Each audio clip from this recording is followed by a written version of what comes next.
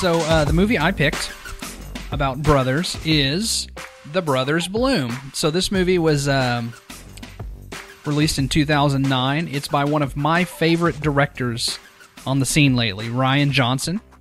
Rian Johnson came onto the scene with Brick, starring Joseph Gordon-Levitt. I guess his last movie is Looper, also starring Joseph Gordon-Levitt with Bruce Willis. I'm really excited about this guy, and this is his sophomore film. What are the stats on a sophomore movie, Cole? Are they always bad, like sophomore albums? I mean, this is a fantastic movie. There are some sophomore slumps in the film world. I think if you put all three of his movies together, this one sticks out the most. But really, all of his movies are completely different. This one is. It's hard to say this because I've been so accustomed to just being head over heels for this movie, but I would say this is his weakest of all three. Oh, okay.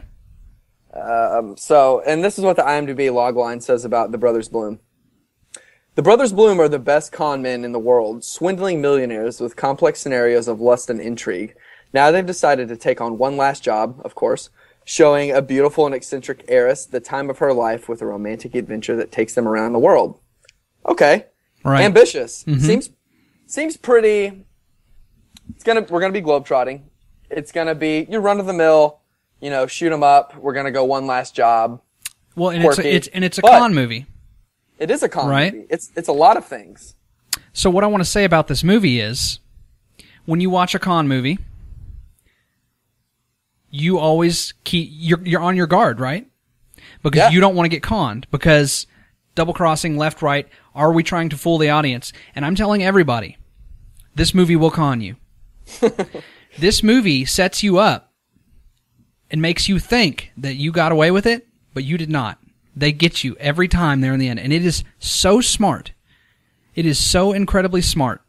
It just blew me away. I mean, the first 10, 15 minutes, I was blown away. I haven't seen this movie in 4 or 5 years, and I was like, that is genius. What a genius this man is. He is a genius. But do you think that maybe he was a little too insistent to kind of let you know he was? Like, the movie has, you said it cons you a lot, and it does. But I think it has a little too many curtain calls. Well, it might. And that's another thing about this movie I wanted to discuss was this movie is not afraid to let you know exactly what it is. It's eccentric on purpose, and it pulls you out of reality on purpose, just these little side quips and the characters. It's very apparent that you live on planet Earth, but you are not in reality, of course. But I think it does do it very well. That being said, it's definitely very stylized. So last week... So, Cole, you're a professional, man. You've been doing this for a while.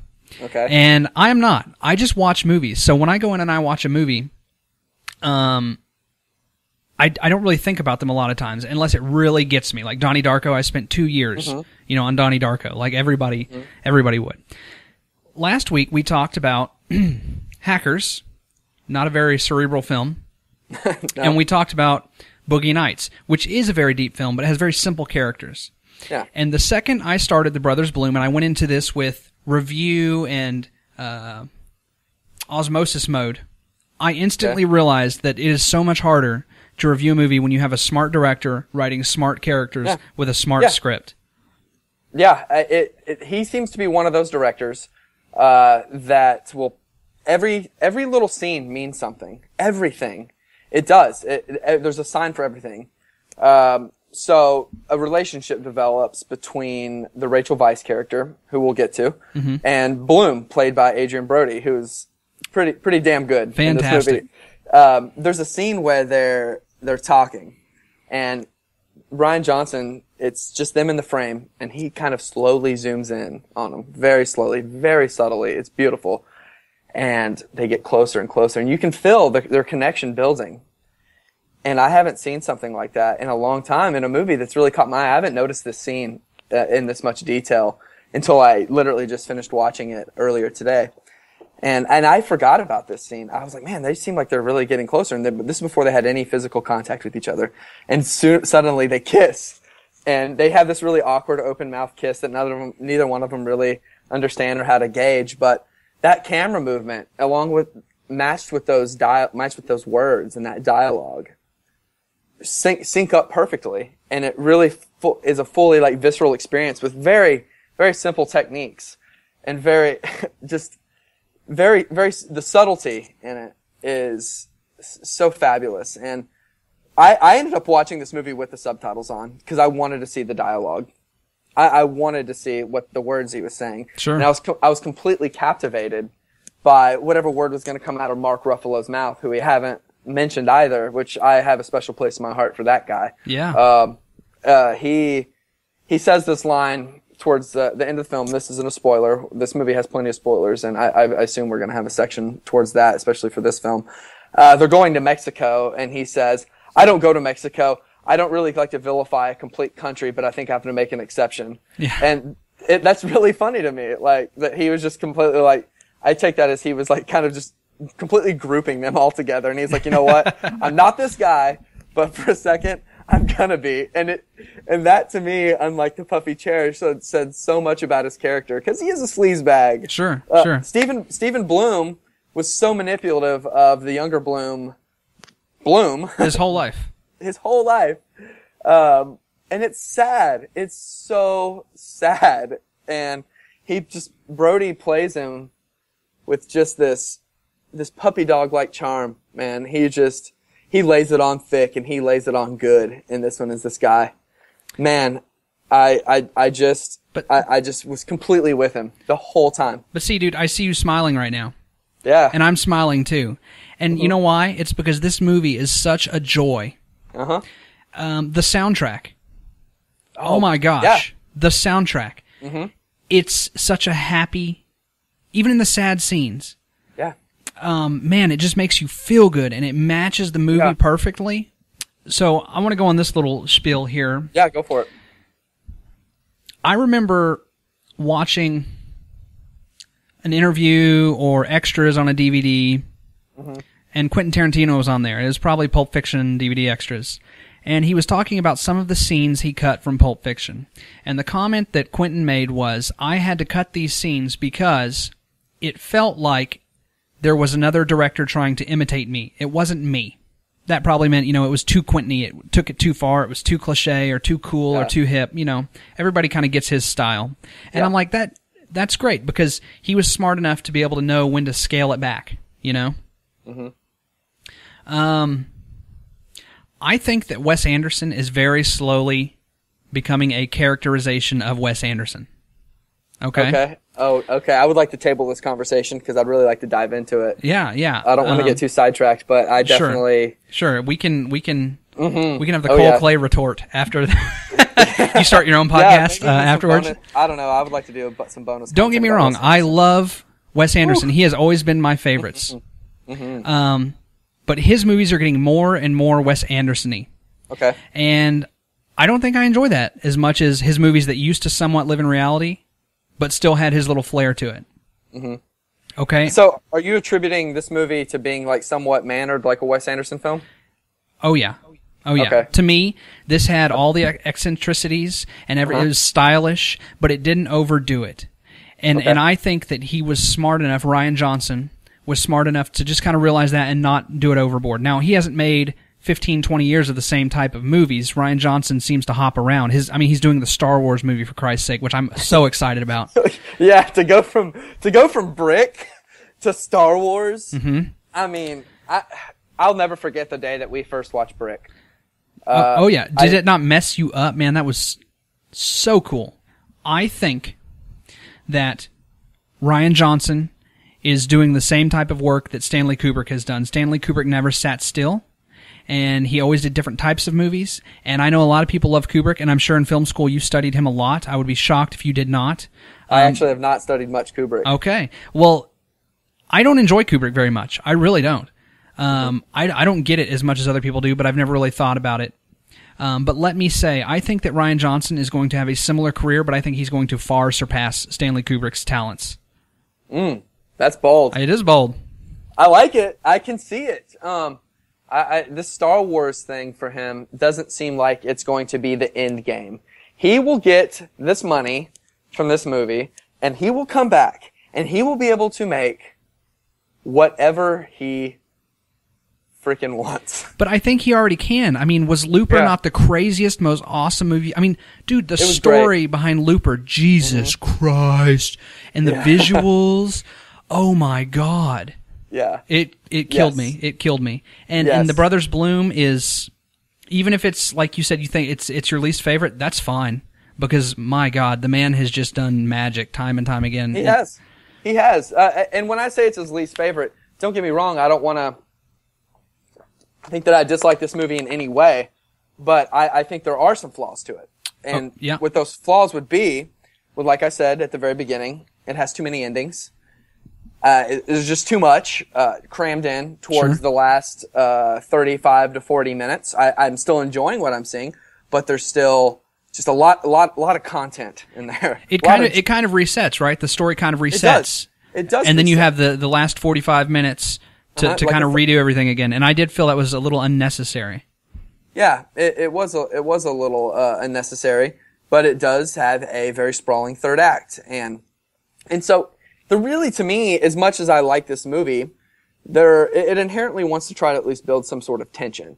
Now, it doesn't do that specifically to me because there is the impending dread that there could be violence at every corner. Shots are fired, bombs go off. These aren't people who are, as ho-hum and campy. Well, they are actually very campy, but not as, they're a little more cavalier than like a Wes Anderson character. They could die. But to me, the movie was too campy and was kind of like a vaudeville show to really develop any tension. Now, the scene that I'm talking about in particular is one where Bloom is approached by who, I'm not going to give away the identity of this guy, but his handle is Diamond Dog. And he's coming up to him, and he's letting him know, all these terrible things he's done, and, how he's double-crossed him, so on and so forth. And Bloom has this pencil that he pulls out of his jacket pocket or something like that. And it's a really cool shot of him clenched on his hand, and, you're just thinking he's going to stab this guy's hand. But before anything can happen, what ultimately happens, I don't know if this is a spoiler. What do you think? Well, it might be. So, spoiler alert. Okay, well, no, we're not going to move into spoilers yet. But it has an ultimate end, that scene. But to me, it never really gave any... There's no real tension.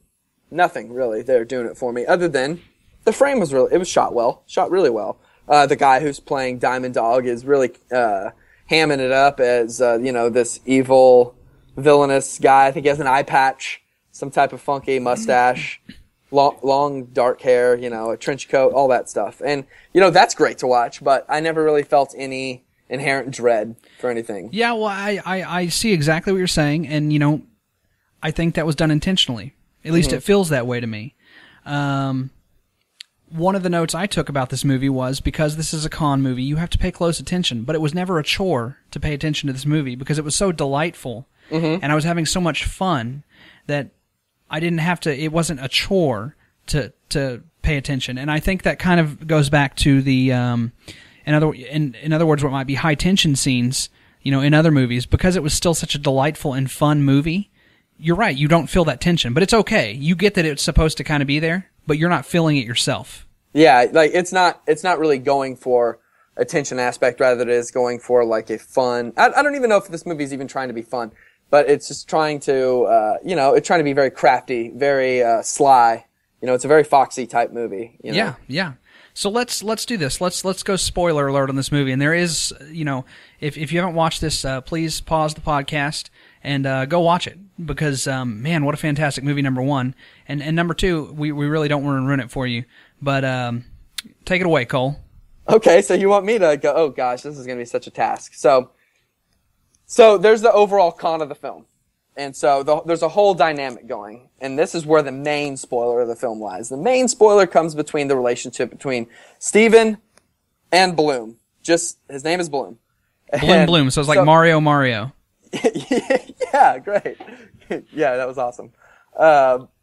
So this is Bloom's last con. He wants out. Steven really kind of needs him. Steven knows how to manipulate Bloom. There's always that something may be up. You never really know if you need to trust Steven or not. But he always kind of pulls through for Bloom. They have money. They're very debonair. They wear amazing bowler derby hats. Well, I think he knows he can trust him as far as he's never going to mess him over.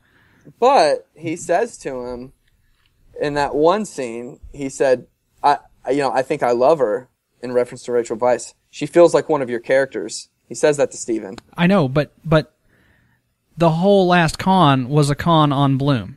Right. Obviously. So, yeah. That's what he was so worried about. She was unknowingly a character. She didn't even know it. Yeah. You know? Yeah.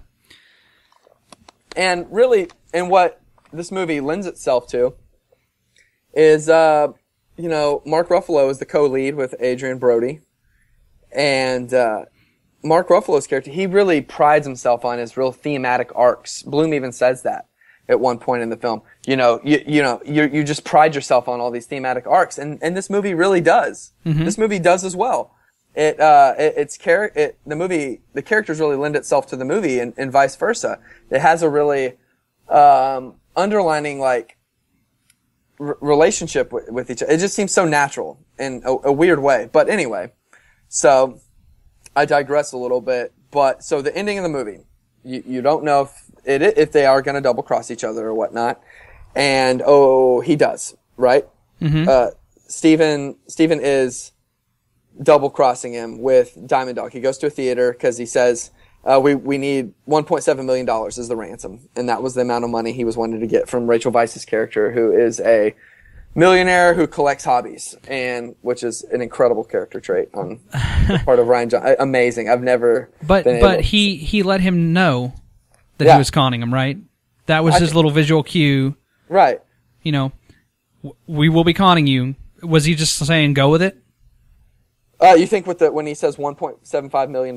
Yeah, I think it's kind of his heads up. Like, this is going to happen. I'm not trying to hurt you, but let this happen. Yeah, and I am releasing you, by the way. But let this happen. You need to get out of the way, Bloom. But right. Bloom loves him. He loves Steven. Steven loves Bloom. Right. And so he goes to the theater, and what happens? There's a gunfight. There is, and this man, I remember the first time I watched this movie, and so I missed it this time. My girlfriend was watching it for the first time, so I was, of course, kind of keeping an eye on her. I just wanted to see if she caught some of the same stuff I did. Mm-hmm. It's at the very beginning of the movie when he talks about it's real blood if it turns dark red. So that's at the very beginning of this movie. And This is why you have to pay attention to these types of movies, because that's the big reveal at the end, and it's so sad and beautiful. Yeah. In the movie theater, Steven gets shot. He gets double-crossed by Diamond Dog, which is a rad name, by the way. And but the guy escapes, and then Bloom goes up to him, and he's like, "Please tell me this is a con. Please tell me you're not dead." Steven gets up. He's dancing around, doing card tricks. He's happy. He's like, "Yeah, man, it was a con. Last one. You're released. Go be happy with your girlfriend." And they get down the road, and he looks down at his shirt, and it's dark red. And you know that his big brother was protecting him right there. It was brown. I'm sorry, dark brown. It turns brown after 30 minutes, I think. It's like, okay. His big brother was protecting him. His big brother had got shot. He was fatally wounded. He knew it. But he had to release his brother. His plan was to release his brother, I think, the whole way along. I don't think he counted on this. Yeah. But, man, this was the big let go. And it's such a sad and beautiful scene, when they're in the car and he realizes it. And then Rachel Weisz looks at him and says, "We're going to go live our life. And we're going to have a beautiful, long, unwritten life," was the theme. And, man. In the last line of the movie, and I think it really brings it all together in a sense, but I'm a little not as warm on the movie, so I kind of wanted to send it to you, to throw it to you to say the ending, because hearing you talk about it makes me like it a little more. But the last line of the movie is, "The perfect con is the one where everyone involved gets just the thing they wanted." Yep, and they repeat that line literally multiple times throughout the movie. Mm-hmm. But I mean, is there something I'm not looking into deep enough with that? Because Well, so Steven died. Is that what Steven wanted? Did he really want to die? I mean, what else did he... How interested was he in the money to you, in your opinion? Well, at that point, not interested. I think what Steven wanted was he wanted to be able to give his brother a good life and release his brother, and I think that is what he wanted, and that is what he got. He didn't want to die, obviously.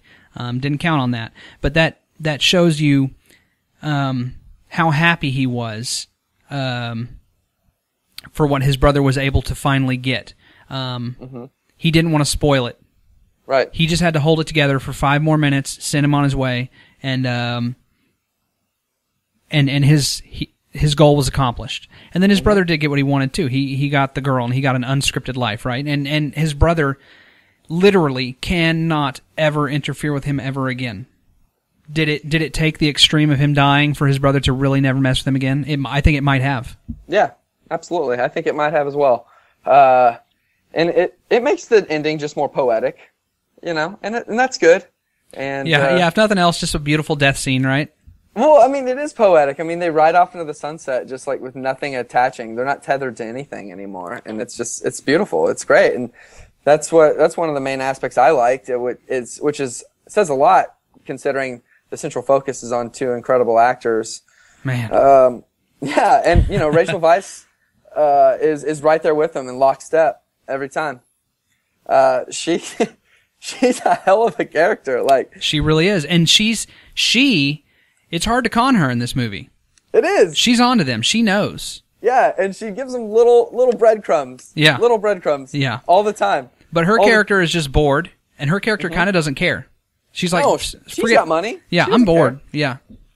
Yeah. Yeah, I mean, in a lot of ways, she's toying with them. Like, yeah, exactly. Yeah. But they do develop a really genuine relationship, and it just kind of is very sweet. Yep. And it's. So, Brothers Bloom, it's on Hulu, I know. Also, we'll put a link to Amazon. You can buy it there.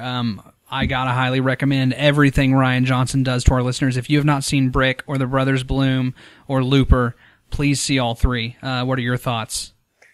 Yeah, man. I can recommend everything that he's done so far. I don't think he has any short films or anything like that, but it just makes me kind of sad that we're not going to get to see anything original from him until at least I think that Star Wars film comes out in maybe 2017, 2018. So it's going to be a while before we get anything else from him. Yeah, it's going to take up a lot of his time. That does make me sad. Me too, but you know what? He's left us with